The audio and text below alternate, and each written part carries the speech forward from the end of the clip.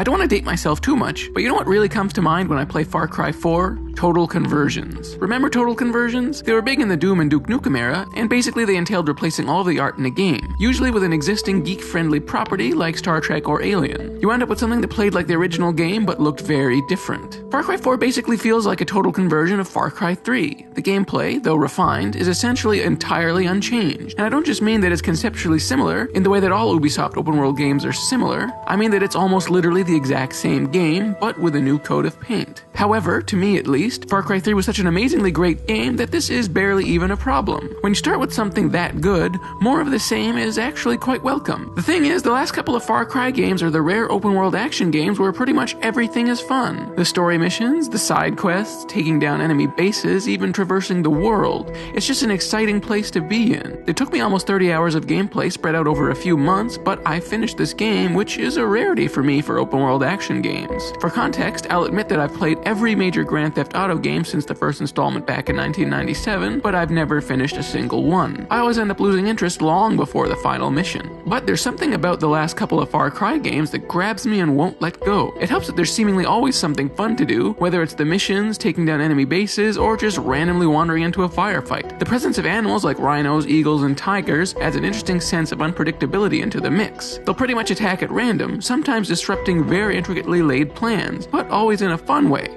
Well, except for the eagles, those things are just jerks.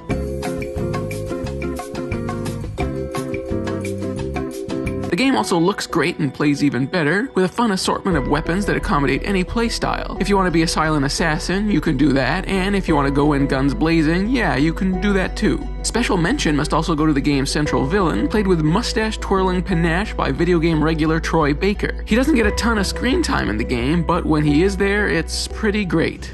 It's not me. No. It was the fucking Golden Path.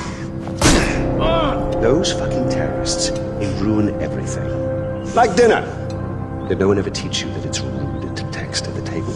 All in all, the game doesn't quite pack the same punch as Far Cry 3 because it's pretty much the same experience but with elephants and honey badgers, but hey, if it's fun, it's fun. Ubisoft might be pushing it if the inevitable Far Cry 5 has the exact same formula, but for now, they still haven't worn out their welcome.